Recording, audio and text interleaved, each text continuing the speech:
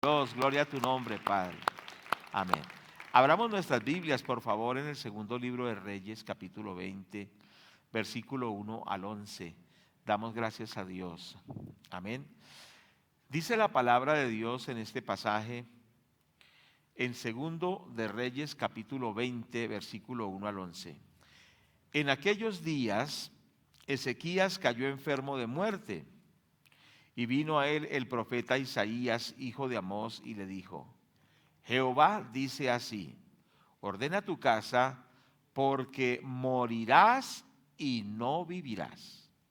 Entonces él volvió su rostro a la pared y oró al Señor y dijo: te ruego, oh Jehová, te ruego que hagas memoria de que he andado delante de ti en verdad y con íntegro corazón, y que he hecho las cosas que te agradan.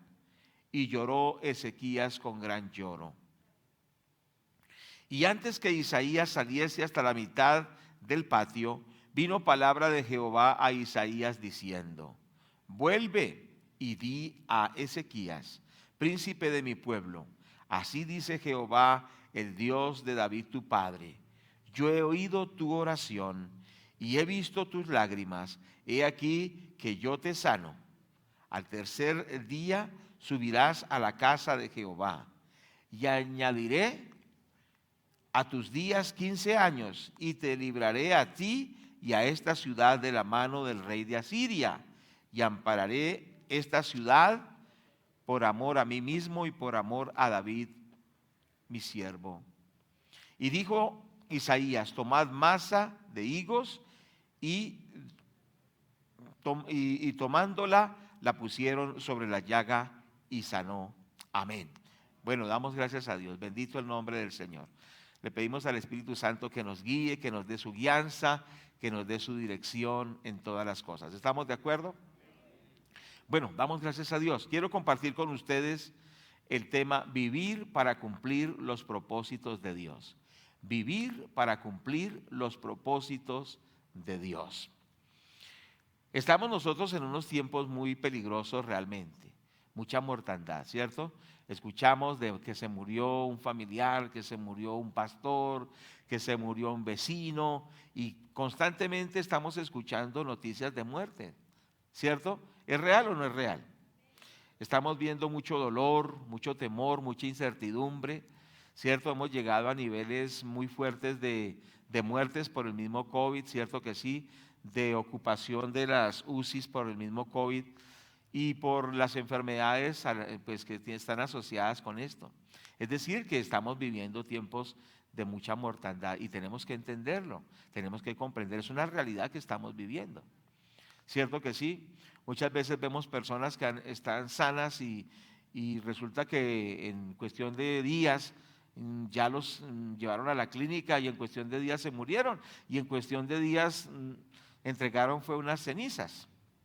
Entonces nosotros tenemos que ser conscientes de lo que estamos viviendo hoy en día, ¿cierto? Porque están muriendo gente buena, bueno, solo bueno es Dios, pero bueno, gente honorable, gente honesta, y están muriendo malos, ¿cierto? Porque a cualquiera diría: no, pues que son malos y por eso se mueren. Está muriendo gente muy consagrada, gente que ama mucho a Dios también. Buenos y malos están muriendo. Y esto nos hace evocar o recordar lo que dice el libro de Apocalipsis 6:8, que dice: y miré y aquí un caballo amarillo, y el que lo montaba tenía por nombre Muerte, y el Hades le seguía, y le fue dada potestad sobre la cuarta parte de la tierra para matar con espada, con hambre, con mortandad y con las fieras de la tierra.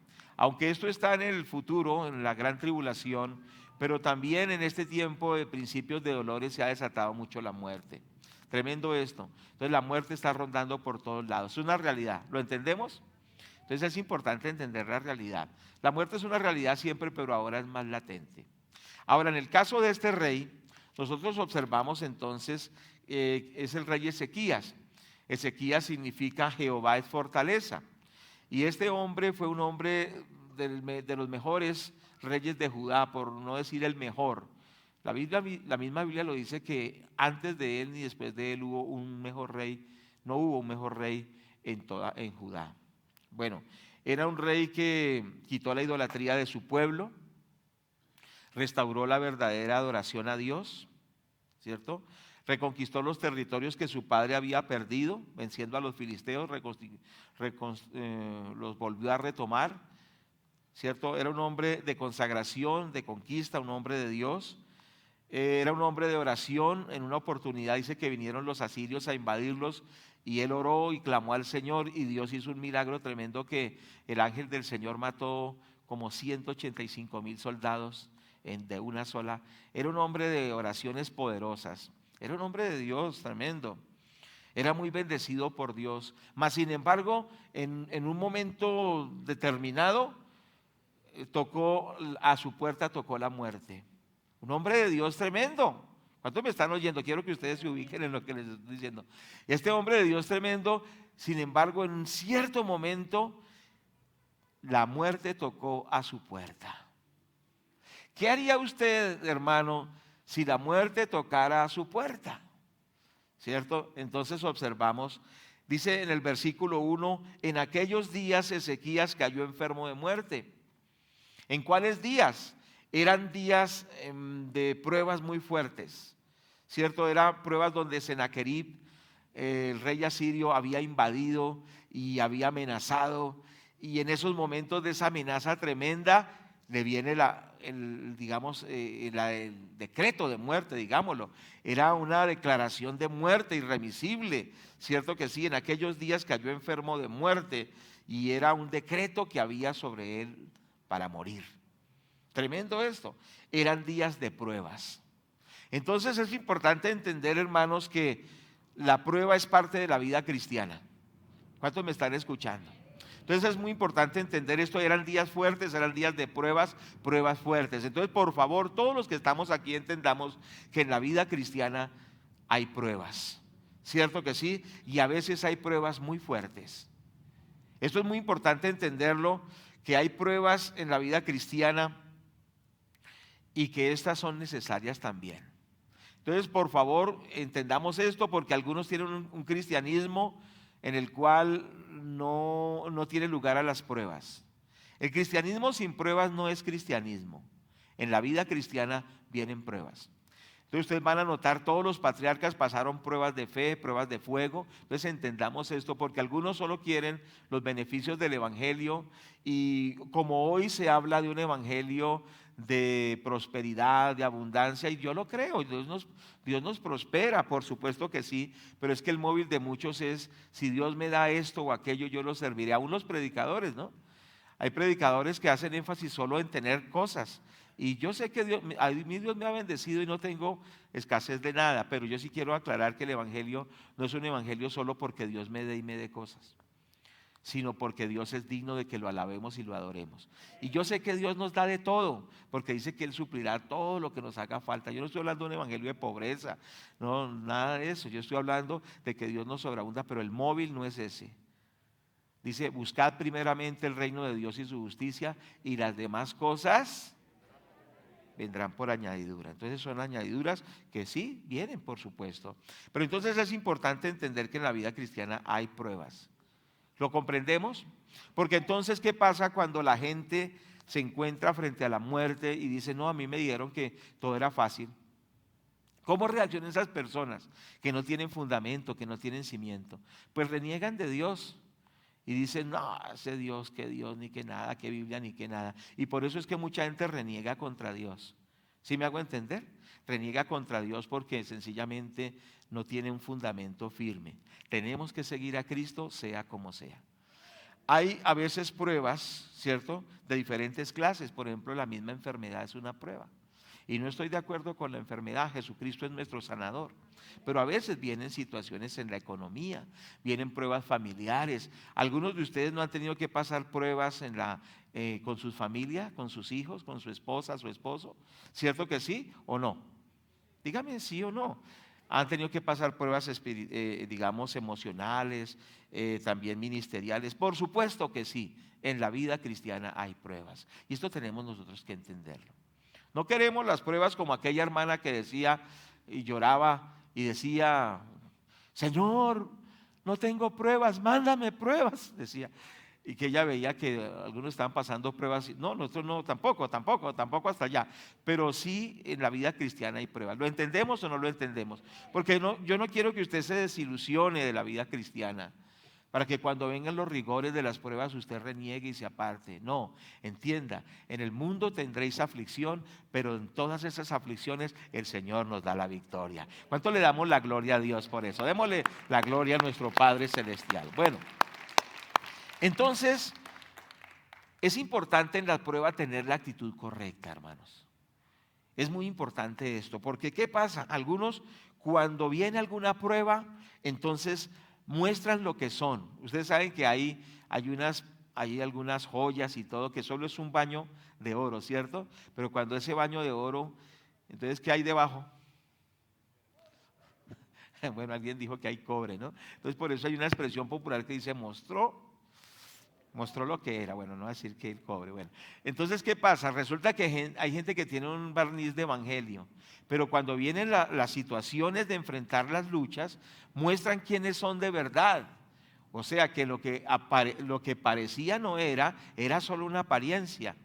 Entonces, la actitud ante la prueba es muy importante. Cierto que sí, muchas personas en la prueba a veces nos llenamos de temores, ¿cierto? Y empezamos a dudar, ¿será que Dios sí está conmigo? ¿Será que Dios sí me va a ayudar? ¿Será que Dios? Entonces empezamos a llenarnos de actitudes de temor, a veces de rebeldía también. Es que si usted no me da, Señor, lo que yo quiero y lo que yo le pido, pues ya no lo sigo más, ¿cierto? Como yo he contado esa anécdota de esa hermana, y es un testimonio más que anécdota, de esa hermana que no le salía esposo, ¿no? Y entonces la hermana salió brava, y es una cosa real que pasó. Salió brava de la casa y dijo: Señor, pero usted, y yo tanto que le oro y tanto que... Entonces, hermana, Dios tiene un tiempo, ¿sí o no? Ahora, pueda que Dios la tenga para casarse, pueda que no.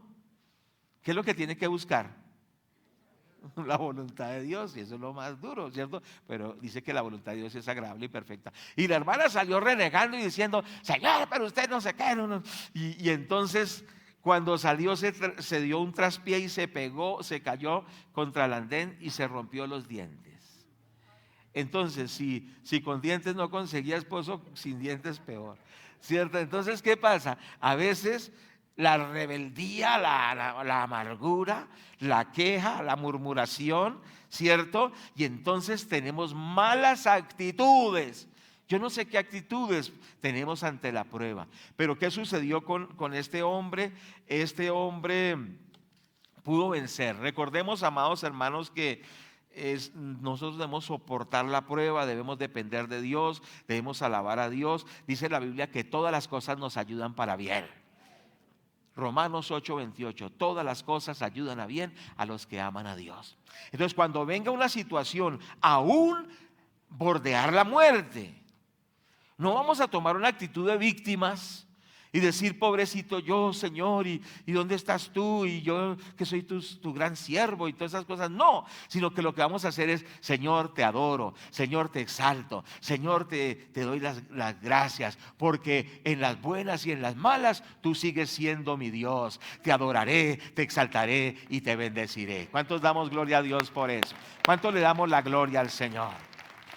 Los que hemos tenido que bordear la muerte en ciertos momentos, sabemos lo que estamos diciendo, porque quizá a veces se dice: bueno, pero como los predicadores dicen y dicen, pero no solo decir, es cosas que hemos vivido. Hemos estado al borde de la muerte y de allí Dios nos ha rescatado. Pero entonces es importante que entendamos esto, no es solo predicarlo, sino que Dios nos ayude a tener buenas actitudes en la prueba. No renegar, no maldecir, no murmurar, no criticar, sino decir: Señor, tú estás conmigo. Si tú estás conmigo, ¿quién contra mí? Señor, todas las cosas ayudan a bien a los que amamos a Dios. Señor, tú has prometido que nunca me vas a dejar. Señor, tú estás conmigo. Yo te doy las gracias, yo te doy la gloria y yo te alabo. Esa es la actitud de un verdadero siervo de Dios. ¿Estamos de acuerdo? Esto es así, hermanos amados. Dicen que en la China hay muchos dioses y la gente hace dioses de cualquier cosa. Hacen dioses de papel, hacen dioses de cartón, de madera. Pero entonces tiene una característica: cuando le piden a ese dios, entre comillas, y ese dios no les contesta, ¿sabe qué hacen con ese dios? Si es de papel lo queman. Si es de cartón lo rompen o lo botan, porque tienen dioses desechables, tienen dioses que los pueden romper, que los pueden quemar, pero el Dios que nosotros tenemos es el Dios que hizo los cielos, que hizo la tierra, es el Señor de señores, es el Rey de reyes, es el único que merece toda la gloria. ¿Cuántos dicen amén? Tenemos el Dios todopoderoso, no un Dios con minúscula. Y ese Dios requiere que le demos reverencia, honra y gloria, porque no es cualquier ídolo por ahí, ¿sí me hago entender? No es un Dios que se puede votar como algunos hacen, como ya les mencioné. Es el Dios todopoderoso. Importante esto. Entonces, Dios le permitió esa prueba porque son cosas que Dios permite también. ¿Sí me hago entender? Dios permite cosas para ver cómo uno también reacciona a las situaciones. Dios permite a veces que usted pierda un negocio, que usted pierda una oportunidad, que usted no alcance lo que aspiraba. Usted se puso ese objetivo y como digamos en el mundo de hoy, en el mundo eclesiástico de hoy, es lo mismo, como si nada estuviera pasando. Marca tus metas, logra todo lo que tú quieres, como si nada estuviera pasando. En los púlpitos se dice: sigue logrando tus metas, logra tus sueños. Pero hermanos, no logra tus sueños, busca el sueño de Dios. ¿Cuántos dicen gloria a Dios por eso? Entonces, ¿qué pasa? La gente, entonces cuando las cosas no funcionan, es cuando la persona empieza a mostrar quién es. Tremendo esto. Pero entonces Dios permite esas pruebas, pero ánimo, Dios está con nosotros. Y Dios le mandó a ordenar la casa al rey. Le dice en el versículo 1, la parte final: ordena tu casa porque morirás y no vivirás. Entonces le está diciendo que tiene que ordenar su casa, tenía que poner todos los asuntos en orden, cierto que sí, porque cuando llega la muerte es mejor tener todo en orden, cierto que sí. Hay cosas que tenemos que ordenar todos, así no estemos cerca de la muerte, pero tenemos que vivir una vida bien como familia, cierto que sí, con las demás personas, es decir, no tener cuentas pendientes con nadie.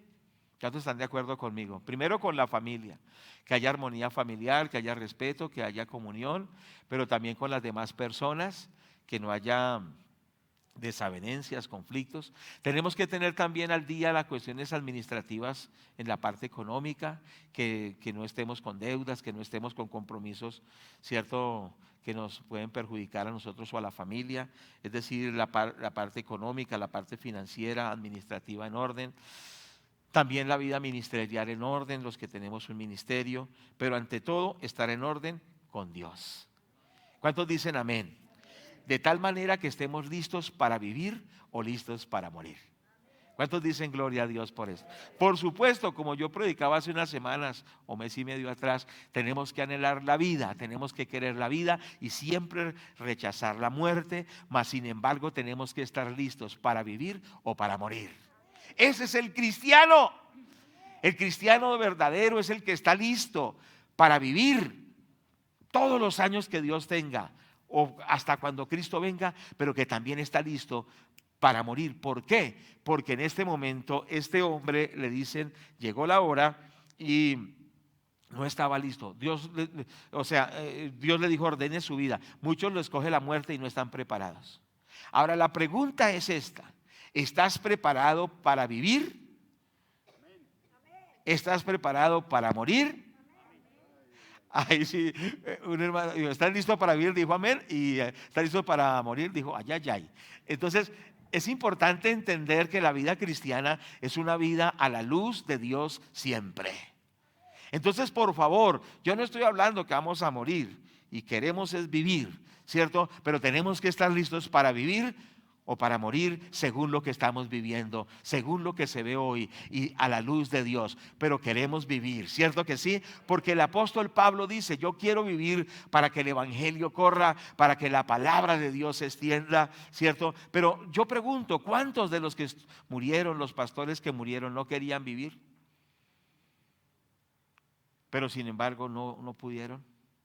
¿Cuántos me están escuchando? Ahora, ya dijimos en cierta oportunidad que reprendemos el espíritu de la muerte. No estamos atrayendo la muerte, queremos vivir, pero tenemos que estar preparados siempre, en todo momento. ¿Cuántos dicen gloria a Dios? Y quiero volver a aclarar por tercera vez, no estoy llamando a la muerte, confesamos la vida. Cristo nos da la vida. Cuando viene la enfermedad tenemos que guerrear contra ella y contra la muerte. Pero vamos a mirar entonces que Ezequías respondió a esa sentencia. ¿Cómo respondió Ezequías a esa sentencia de muerte? A través de la oración. Diga conmigo, a través de la oración. Entonces, esa oración de Ezequías es una oración impresionante, hermanos. Cierto que sí, lo vamos a mirar y vemos, recordémosla un poquito en el versículo 3, el versículo 2. Entonces él volvió su rostro a la pared y oró a Jehová y dijo: te ruego, oh Jehová, te ruego que hagas memoria de que he andado delante de ti en verdad y con íntegro corazón, y que he hecho las cosas que te agradan. Y lloró Ezequías con gran lloro, tremendo. Y antes que Isaías saliese hasta la mitad del patio, vino palabra de Jehová a Isaías. Tremendo. Pero esa oración muy corta, mira, una oración de segundos, ¿cierto? Una oración de segundos, una oración corta, pero una oración con unas características tremendas, le produjo ser librado de la muerte. Aunque ya había el decreto de la muerte, aunque ya había sido sentenciado a muerte, esta oración poderosa, Dios la escuchó y lo libró de la muerte. ¿Cuántos creen que hay poder en la oración? Ezequías era un hombre poderoso en la oración, ya les dije, era un hombre de oración, y yo quiero decirles a ustedes y recordarles que hay poder en la oración, ¿cierto? Dice la Biblia: ¿está alguno afligido? Haga oración. Que hay poder en la oración y que nosotros tenemos que insistir en la oración. ¿Estamos de acuerdo? En vez de hablar palabras de queja, palabras de temor, de tantas cosas, tenemos que fortalecernos en la oración. ¿Cuáles eran las características de la oración de este hombre? En primer lugar, era una oración de humillación. Él se humilló delante de Dios. Tremendo esto. Él se humilló, dice la palabra, que volvió su rostro hacia la pared y tuvo una actitud de humillación. Se humilló ante Dios. La palabra del Señor dice: humillaos pues bajo la poderosa mano de Dios y Él os exaltará cuando fuere tiempo. Humillarse ante Dios funciona. El Salmo 51, 17 dice la palabra: los sacrificios de Dios son el espíritu quebrantado, al corazón contrito y humillado no despreciarás tú, oh Dios. Si se humillare mi pueblo, sobre el cual mi nombre es invocado, y oraren y buscaren mi rostro y se convirtieren de sus malos caminos, dice el Señor, entonces yo iré desde los cielos, perdonaré sus pecados y sanaré su tierra. Es decir, la humillación ante Dios trae grandes resultados. Dios no rechaza al que se humilla y le busca. Por eso, si estás en una crisis, no te ensoberbezcas, no te aires. Humillémonos delante de Dios. Postrémonos delante de Dios. Y digámosle: Señor, tú eres el grande, el poderoso. Segundo, era una oración de intimidad. Cierto que sí, dice la palabra que él volvió su rostro a la pared, y allí esto nos habla de una forma íntima en la cual se encontró con Dios. Cierto que sí, intimidad, a solas con Dios, en el secreto, retirado, concentrado, es decir, esa profundidad espiritual. La oración se ha vuelto algo muy religioso, muy externo. Y precisamente el Señor dijo que algunos oraban para ser vistos de los hombres, y dijo: ya tienen su recompensa. Entonces la oración que hizo fue una oración de intimidad. Está bien la oración pública, pero hay un peligro para los que nos toca orar, digamos, dirigiendo a la gente, que solo lo hagamos públicamente, pero que nunca se haga íntimamente, a solas con Dios. En este momento él no estaba ante un grupo, estaba a solas, en intimidad con Dios. Cierto que sí, a solas, en secreto. Vuelve a ese estar a solas con Dios y vas a ver que el Señor va a levantar muchas luchas de tu vida. ¿Cuántos dicen amén a esto? No vivas de oraciones prestadas. No vivas de oraciones de tu líder, del pastor, de la pastora. Aprende a entrar en intimidad, a solas con Dios, cara a cara con Dios, y las cosas cambiarán. Tercera característica, una oración sincera. Cierto que sí. Es decir, en ese momento no había lugar para las apariencias religiosas. ¿Cierto? Entonces, sin ninguna apariencia, no quería impresionar a nadie, ¿cierto que sí? No había máscaras de hipocresía, ¿cierto? No había ostentación de espiritualidad, ¿cierto? Como a veces entonces parecemos como tan espirituales, ¿cierto? Como tan santos. Pero en ese momento no había lugar para eso. No había lugar para superficialidad, no había lugar para una oración artificial, aparente, algo ostentoso o aparente. No había lugar para máscaras, sino que él estaba a cara descubierta delante de Dios. ¿Cuántos dicen gloria al Señor? Por eso dice la palabra, mirando a cara descubierta el rostro del Señor, somos transformados de gloria en gloria. Dios quiere un corazón sincero. Tenemos que dejar las apariencias y ser sinceros con Dios. Y esto es para todos, porque en cierto momento de la vida la cuestión religiosa se presta para las apariencias. Aparentemente santo, aparentemente consagrado, ¿cierto? Entonces no había apariencias, había sinceridad. Hermanos, si tú buscas a Dios con sinceridad, las cosas van a cambiar. ¿Cuántos dicen amén? Porque no hay persona que con sinceridad busque a Dios que Dios no le dé respuestas. Esta fue la oración de este hombre, me admiró esa oración. En tercer lugar, fue una oración con quebrantamiento. Él rogó, suplicó, lloró con reverencia, es decir, clamó, salió un gemido desde lo profundo de su corazón. No había formalidad religiosa. ¿Sabe qué pasa? A veces hay un profesionalismo en la oración. Le dice, hermano, ore por tal cosa, ore por el hermano que está enfermo en la clínica. Y es una oración totalmente profesional. Señor, bendícelo, guárdalo, ayúdele a respirar, que sea sano. Amén. ¿Cierto? Como un profesionalismo. ¿Cierto? Terrible eso, ¿cierto? Qué terrible es volvernos como profesionales de la oración. Sencillamente sabemos las palabras apropiadas, sabemos los términos apropiados, sabemos los versículos apropiados, sabemos toda la doctrina apropiada, mas sin embargo lo hacemos con un profesionalismo, con una frialdad, con un tecnicismo, hasta con mucho contenido teológico, pero sin clamor, sin quebrantamiento, sin ruego. Solo son palabras huecas, no porque no tenga un contenido bíblico, sino porque el corazón está hueco, porque sencillamente no hay ruego, no hay súplica, no hay clamor. Te quiero preguntar, ¿cuándo fue la última vez que oraste con ruegos y con súplicas, que lloraste en la presencia de Dios?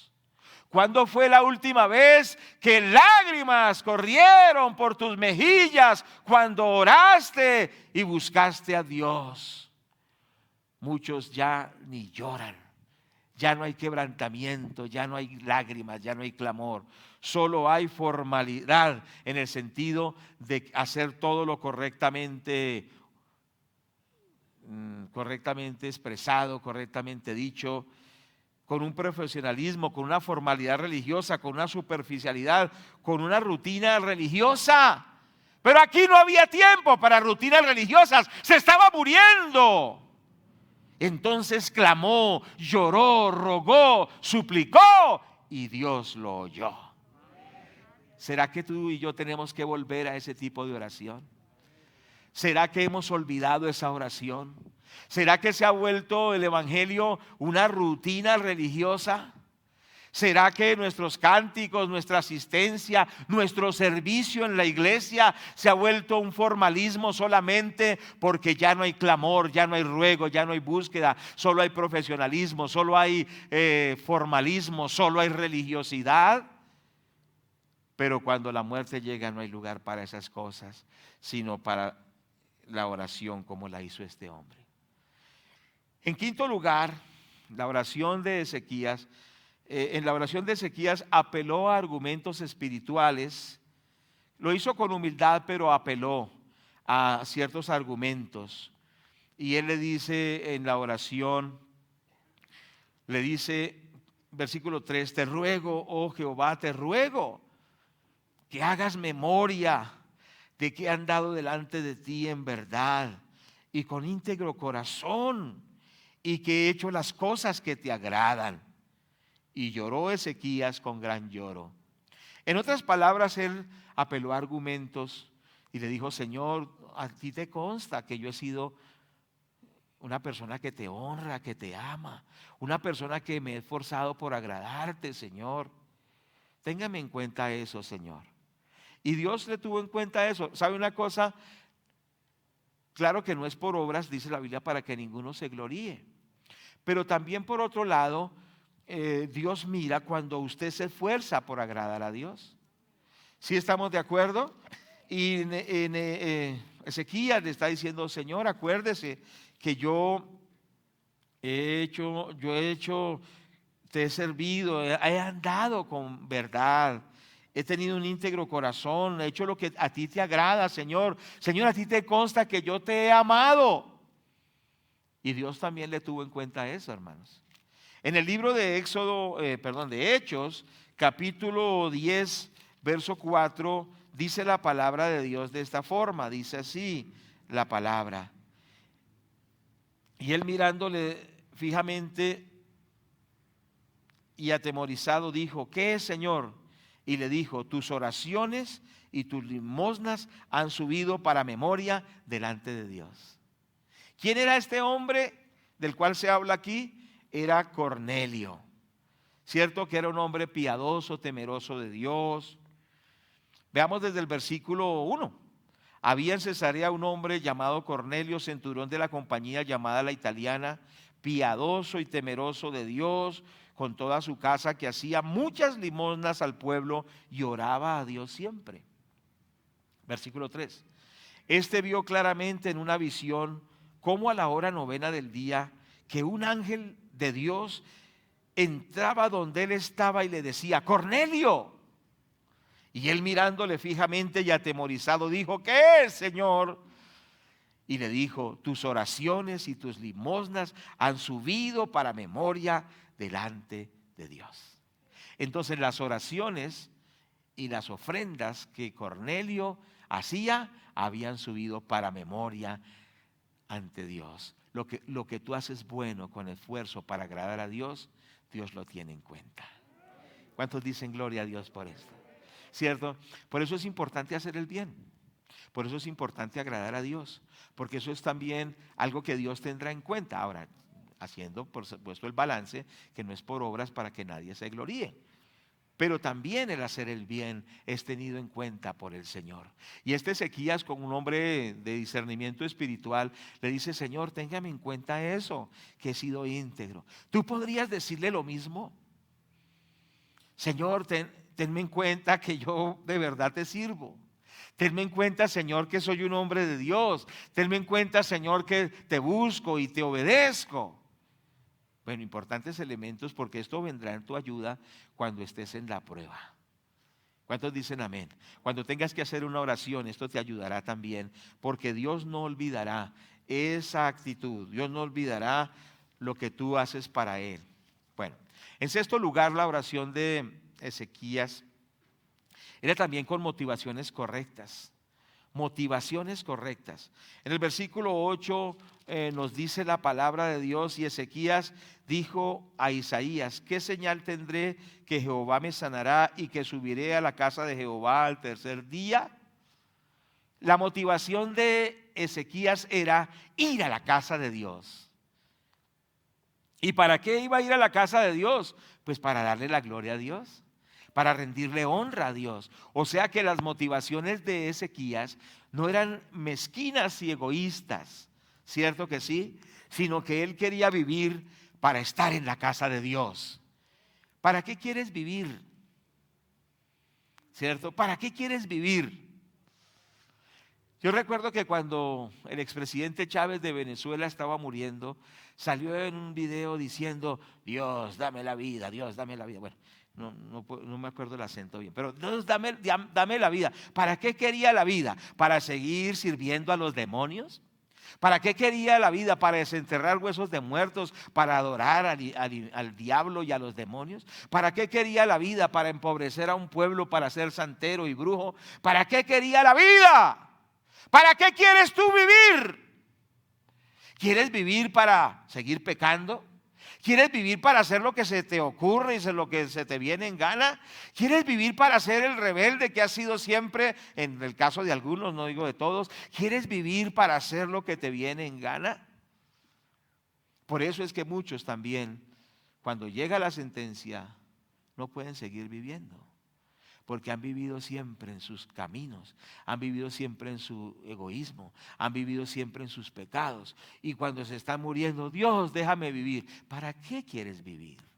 Y entonces aquí viene la aplicación también a nosotros. ¿Para qué queremos seguir viviendo en este mundo? ¿Para qué queremos seguir respirando aquí en esta tierra? ¿Para seguir haciendo lo que queremos? ¿Para hacer lo que se nos antoja? ¿Para vivir para nuestros sueños? ¿Para qué queremos vivir?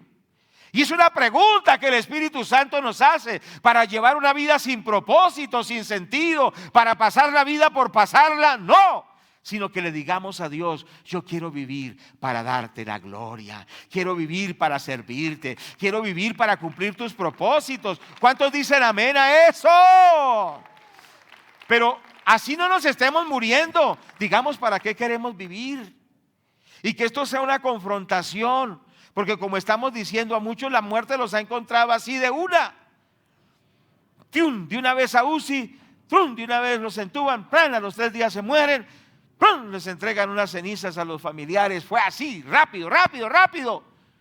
Porque la gente no está lista para morir, pero tampoco está lista para vivir. Pero que esta enseñanza nos ayude a estar entendidos que si Dios nos da la vida es para su gloria, es para abandonar lo malo, es para dejar los errores del pasado, es para no seguir viviendo en el paganismo, sino vivir para Dios. Gloria sea el nombre de Dios. Entonces la motivación de él era una motivación correcta.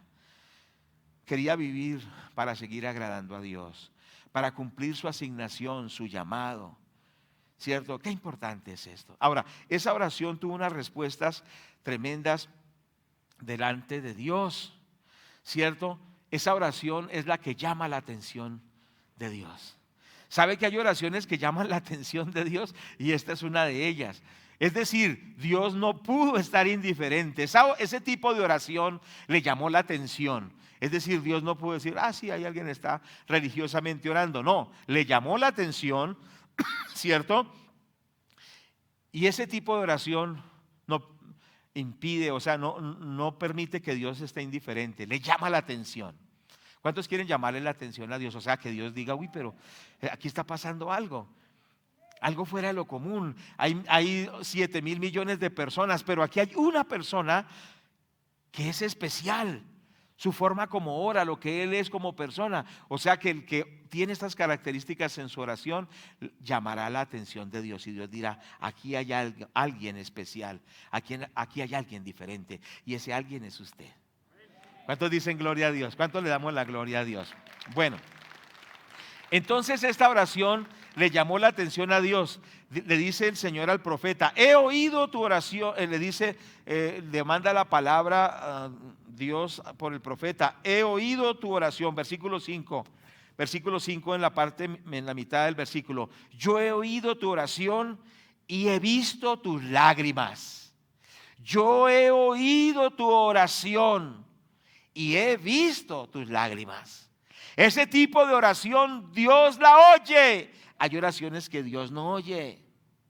Ese tipo de oración es oída por Dios, pero no solo Dios oye, sino que Dios ve. Dice: yo he oído tu oración, pero he visto tus lágrimas. Por eso la palabra de Dios dice: cuando ores, entra en tu aposento y cerrada la puerta, ora a tu Padre que está en los cielos, y tu Padre que te ve en lo secreto que te ve, diga conmigo, que te ve, diga conmigo, que te ve. Tu Padre que te ve, que te ve, que te ve en el secreto, te recompensará en público.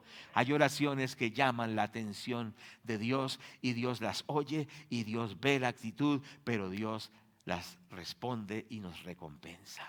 ¿Cuántos dicen amén? Es tremendo, ¿cierto? Damos la gloria a Dios. Bueno, sigamos.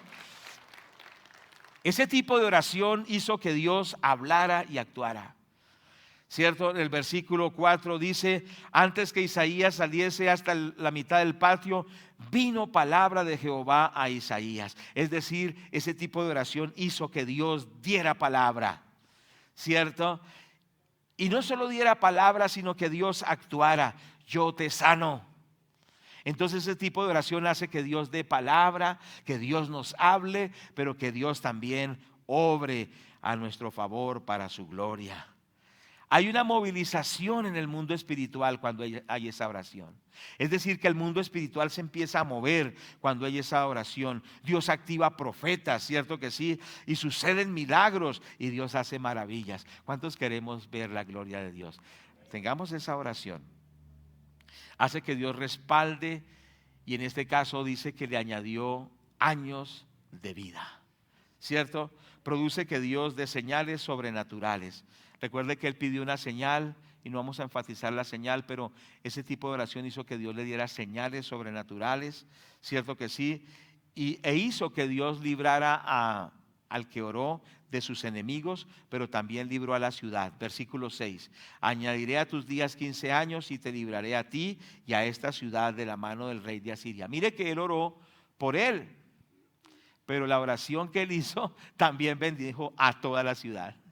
¿Cuántos dicen amén a eso? Entonces, tremendo, amados hermanos. ¿Cuántos queremos entrar en una dimensión superior en la vida con Dios? Entonces, hubo algo maravilloso. Pero entonces vamos a ir ya a la parte conclusoria de la vida de este hombre, Ezequías. Entonces, Ezequías tiene tres etapas en su vida. La primera etapa es cuando Dios lo bendice de una forma maravillosa, ¿cierto que sí? Y él es también muy fiel a Dios y Dios lo proyecta tremendamente. Segundo, viene el momento en que tuvo la crisis, las invasiones de los asirios y la enfermedad de muerte. Pasando esa prueba, viene otra etapa, ¿cierto? Es la tercera etapa. Entonces uno se pregunta, ¿cómo viviría Ezequías después de que Dios le dio 15 años más de vida? ¿Cómo viviría Ezequías después de que Dios lo libró de ese asirio Sennacherib? Dice que ese hombre Dios le dio una lección porque sus propios hijos lo mataron al enemigo de Ezequías. Eso fue tremendo. Leas esos pasajes anteriores y posteriores. Pero entonces, ¿cómo sería la vida después de eso? ¿Usted qué piensa? ¿Cómo sería su vida de que usted bordeando la muerte, ya como dijo Pablo, con sentencia de muerte, con la lápida colgada en el cuello, como le pasó a Pablo que Marta predicaba, a mi esposa, hace unos días? ¿Cómo sería la vida después de eso? ¿Qué piensan ustedes que cómo fue la vida de él? ¿O cómo sería la vida de nosotros? ¿Qué piensan ustedes? Más comprometido, más alabando a Dios. ¿Qué más? De más oración. Bueno, tremendo. Bueno, lo cierto fue que Dios le dio la vida, libertó a la ciudad y lo siguió bendiciendo. Porque Dios es bueno. Diga, Dios es bueno. Mire, hermanos, Dios es muy bueno. Mas, sin embargo, qué tremendo es eso. Él se apartó de Dios. ¿Sí? Entonces me hace acordar de un hombre que pasando la autopista sur, con un tremendo puñal, le cortaron el estómago y sus intestinos se regaron. Y el hombre llegó a determinado hospital y llegó casi sin signos vitales y prácticamente estaba muerto. Nosotros orábamos aquí como iglesia por él y oramos y oramos. Y entonces él dice que tuvo una visión en el cual él estaba como en un agua sucia, y cuando el agua sucia llegó a un punto en el cual se convertía en una caída y que él llegaba ahí y que iba a caer, es decir, estaba condenado. ¿Cuántos me están escuchando? Mas sin embargo, cuando él iba a caer, la voz del Señor le dijo: no vas a morir, vuelve a vivir. Y entonces no cayó allá y volvió a la vida. estaba, como dicen por ahí, más muerto que vivo. Ya estaba la sentencia de muerte, pero el Señor le volvió la vida. ¿Cuántos dicen amén? Tremendo. Y entonces él testificaba y decía, gracias a Dios porque oraron. Y ante todo el Señor lo hizo. El Señor le devolvió la vida. Más sin embargo, ¿sabe qué después hizo?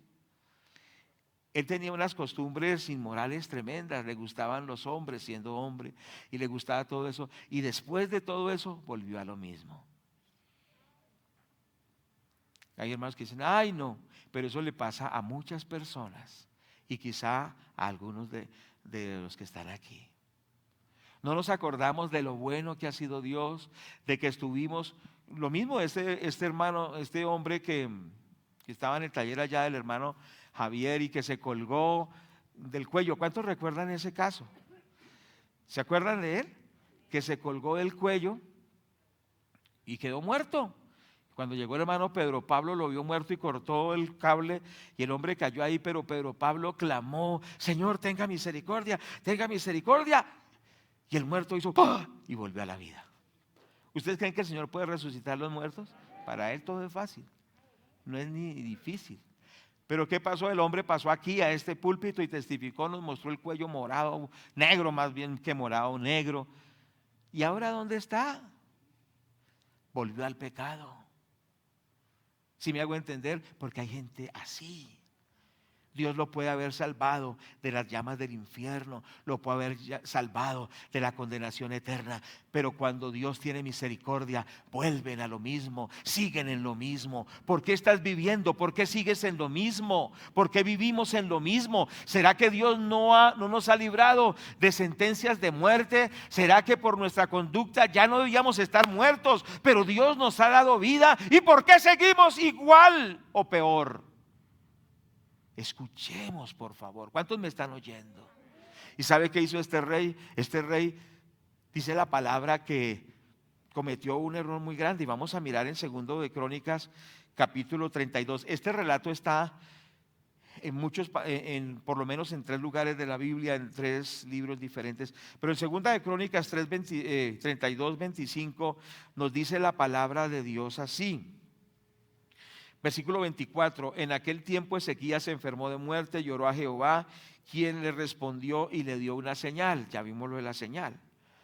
Mas Ezequías no, oiga esto, mas Ezequías no correspondió al bien que había sido hecho, sino que se enalteció su corazón y vino ira contra él y contra Judá y Jerusalén. Tremendo. Dice que él no correspondió. No correspondió a la misericordia, sino que sucedió. Dios lo sanó, lo siguió bendiciendo. Dice que prosperó. Y cuando vinieron los babilonios, dice que él les mostró todos los tesoros. Ahí es donde está, que se llenó de orgullo. Fue que dice que se enalteció su corazón. ¿Por qué? Porque Dios lo siguió bendiciendo. Se le olvidó que bordeó la muerte y Dios lo bendijo y lo bendijo y lo bendijo. Entonces cuando vinieron los babilonios a saludarlo y a decirle, bueno, ¿cómo Dios lo ha sanado? ¿Cómo Dios lo ha bendecido? Sí, Dios me ha bendecido mucho. Venga. Y empezó a mostrarles todo el oro que tenía. Mire, venga. Mire, ¿sí ve todo ese oro que yo tengo? ¿Sí ve toda esa plata que yo tengo? ¿Sí ve todo eso que Dios me ha dado?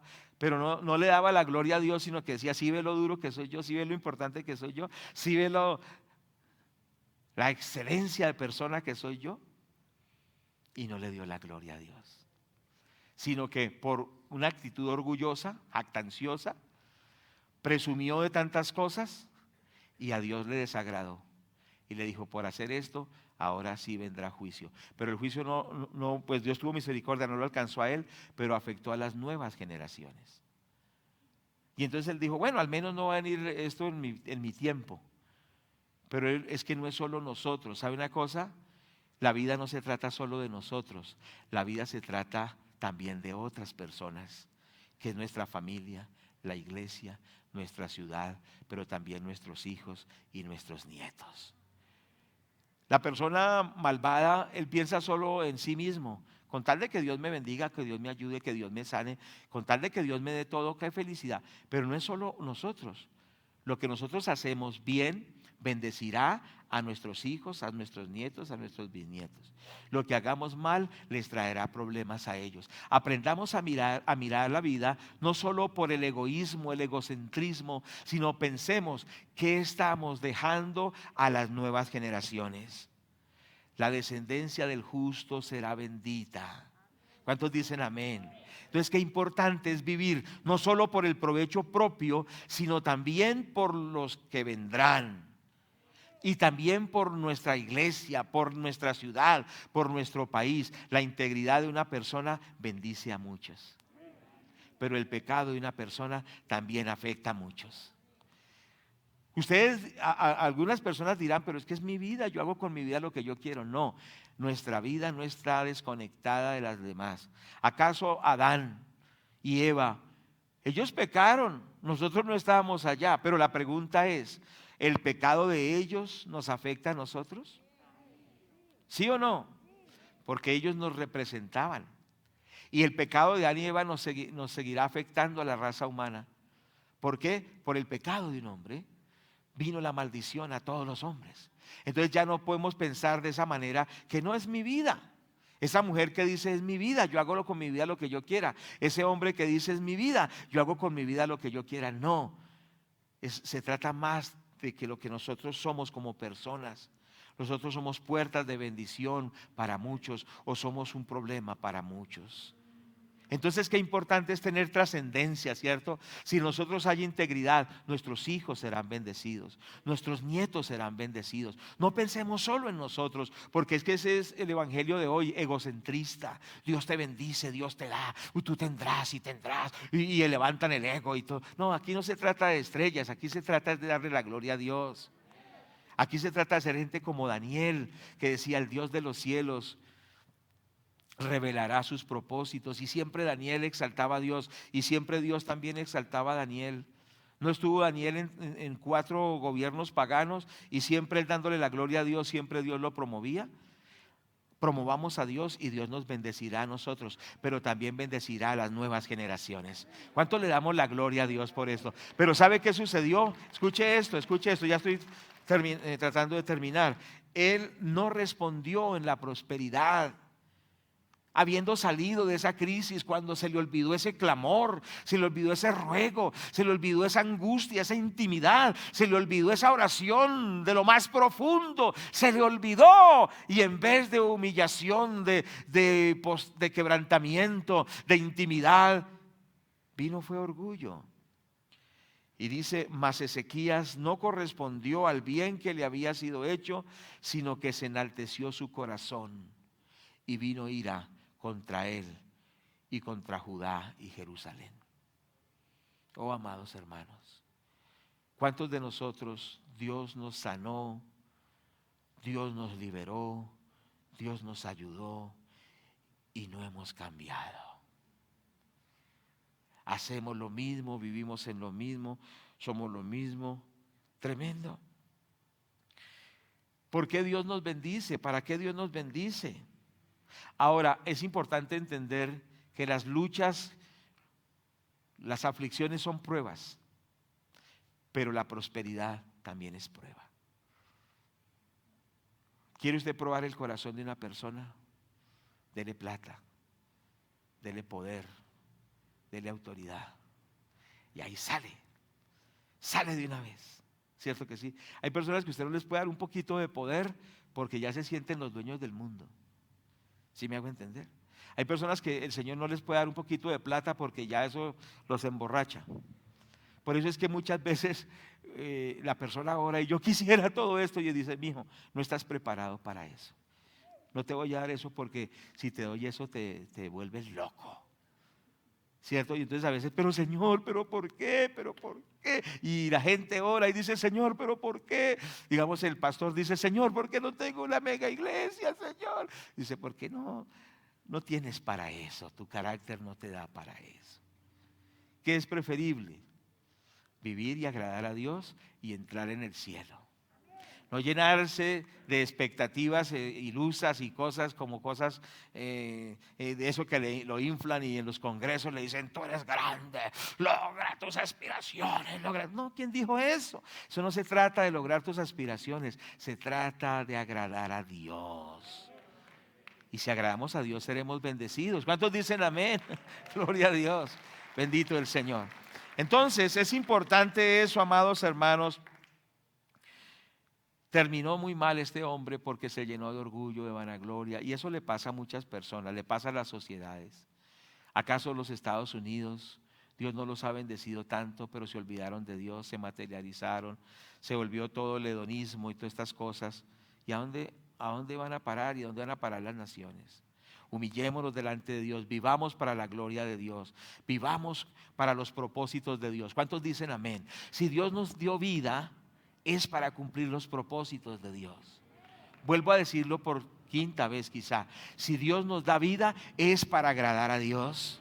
Es para cumplir los propósitos de Dios. Es para hacer lo que Dios quiere que hagamos. Y recuerde esto, que la Biblia dice que los justos serán como las estrellas a perpetua eternidad, que brillarán para siempre. Toda persona que muere a sí misma, toda persona que dice no lo que yo quiero, sino lo que tú quieres, la Biblia dice que esa persona no quedará en el olvido, sino que esa persona será como una estrella que brillará a eterna perpetuidad. Las personas que mueren a sí mismas y agradan a Dios, Dios les dará galardón y recompensa eterna.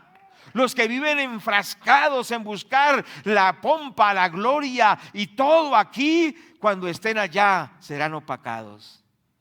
Pero aquel que vive para la gloria de Dios brillará como una estrella a eterna perpetuidad. ¿Cuántos dicen gloria a Dios? ¿Cuántos le damos la gloria a Dios? Oh, gloria al Señor. Y lo que estoy diciendo no es que Dios no nos prospere aquí. Sí, Dios nos prospera y nos bendice. Yo soy un hombre muy bendecido.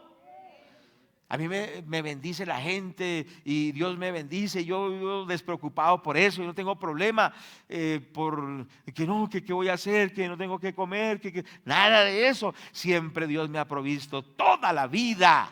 ¿Cuántos dicen amén a eso? Yo lo testifico. Pero hay algo más importante, es agradar a Dios.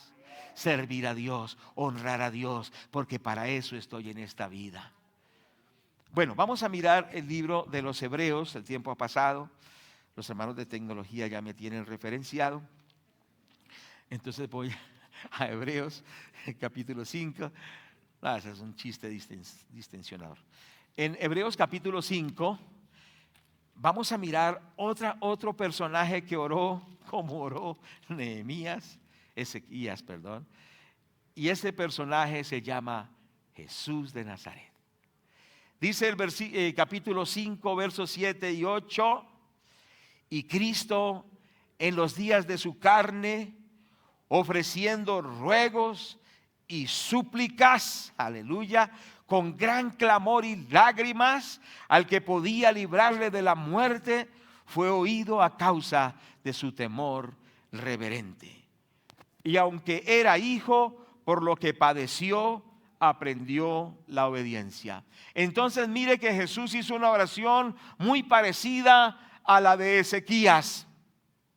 Fue una oración con ruegos, fue una oración con súplicas, con gran clamor y con lágrimas al que le podía librar de la muerte.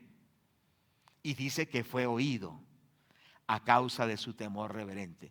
Le pregunto, el Señor Jesús en el Getsemaní, cuando clamó, cuando rogó a Dios, ¿fue oído o no fue oído? Sí, pero recuerde que Él tuvo un ingrediente que no tuvo Ezequías. Dijo: Señor, si es posible que pase de mí esta copa, que tú lo hagas, pero si no, que se haga tu voluntad. Es decir, el elemento era que el Señor dijo: Señor, Padre, lo que tú quieras. ¿Cierto? Ezequías decía: Señor, dame la vida, Señor, yo quiero vivir, Señor, tengo muchas cosas que hacer, en mi ministerio no se ha cumplido, Señor, tu llamado no se ha cumplido. Pero de pronto se le olvidó preguntarle: Señor, ¿es tu voluntad? Y entonces Hoy tengo que ir a un sepelio, lo digo con mucho respeto, de un pastor que murió, ¿cierto? Joven, más joven que yo, imagínense, joven. Y entonces, muy joven. Entonces, ¿qué sucedió? El pastor murió. Y entonces los hermanos de la iglesia dicen, pero es que nosotros tuvimos visiones que Dios lo iba a sanar. Tuvimos visiones que él iba a predicar. O sea, lo vieron, sueños y visiones. Y yo les dije, pues amada hermana, pastora, le está hablando con la esposa, le dije, pues es muy posible que la gente tuvo esto porque anhelaba tener a su pastor. Querían que su pastor siguiera, querían verlo predicar, un hombre joven quería que siguiera. Había un anhelo y por eso quizás soñaron estas cosas. Pero déjeme decirle esto, si Dios lo llevó, Dios tiene un propósito. ¿Cuántos dicen amén? Porque el diablo no nos quita la vida a nosotros. Dios tuvo un propósito. Y hay que entenderlo, porque cuando nosotros morimos en el propósito de Dios, Dios nos lleva. Y el apóstol Pablo dijo que estar con Cristo es muchísimo mejor. ¿Cuántos dicen amén? Es decir, que cuando estamos en los propósitos de Dios, aunque la muerte es un enemigo, pero la muerte no es una derrota. ¿Cuántos me están oyendo? Y es importante tener ese entendimiento. ¿Por qué? Porque hay personas que Dios sana y eso es lo que nosotros anhelamos y oramos y persistimos. Queremos vivir, pero hay personas que Dios permite que mueran, pero ellos no fueron derrotados. ¿Cuántos me están escuchando? Porque ellos ya entraron a la patria celestial y Jesucristo los recibió y les dijo, bienvenidos a casa. ¿Cuántos dicen gloria a Dios? Pero démosle la gloria al Señor. Entonces, qué importante es eso, amados hermanos.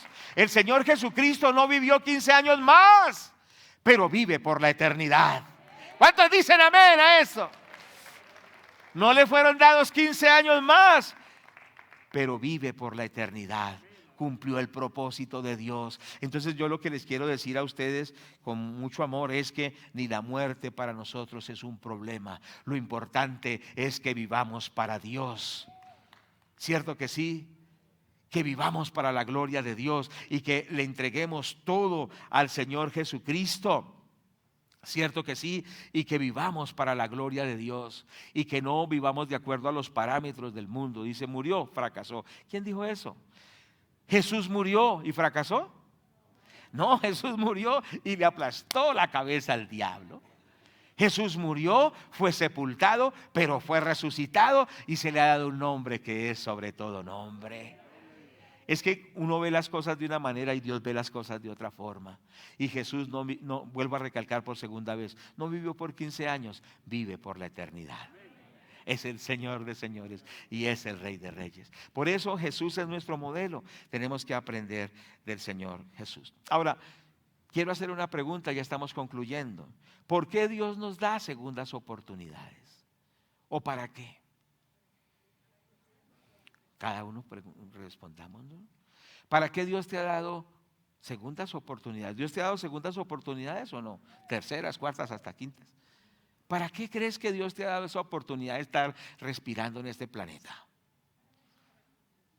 Para cumplir los propósitos del Señor, para cambiar cosas que tienen que cambiar, para no seguir siendo lo mismo y que después la esposa le diga, pero es que usted siguió lo mismo y es peor que antes. ¿Cuántos me están escuchando? ¿Pasa o no pasa? Pongámonos la mano en el corazón. ¿Para qué son las segundas oportunidades?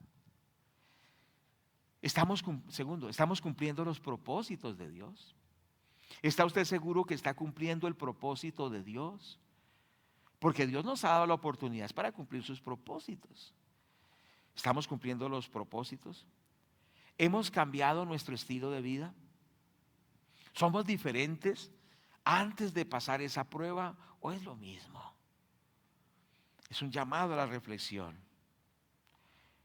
Un día todos partiremos y debemos estar listos, porque el centro de nuestra vida es el Señor. Vamos a orar y le damos la gloria a Dios. Gracias, Señor. Oh, gracias, Padre. Sí, Señor. Oh, gracias. Sí, Señor. Sí, Señor. Sí, Señor. Démosle la gloria. Aleluya. Arriba, arriba. Sharababa. Dios no rechaza oración. Arriba. Oración es alimento.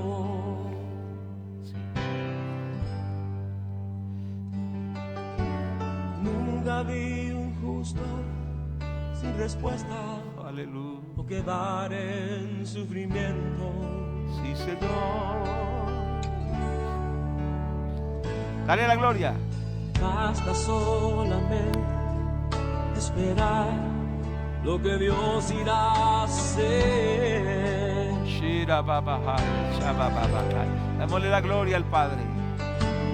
Cuando Él levanta sus manos, es hora de vencer. Ya vaya, Alaba, simplemente alaba. alaba. Estás llorando, alaba. Alaba. En la prueba, alaba. Alábalo. Estás sufriendo, alaba. Démosle la gloria. No importa, alaba. Tu alabanza le escuchará. Dios va al frente abriendo camino, quebrando cadenas, sacando espinas. Manda a sus ángeles contigo luchar. Él abre puertas, nadie puede cerrar. Él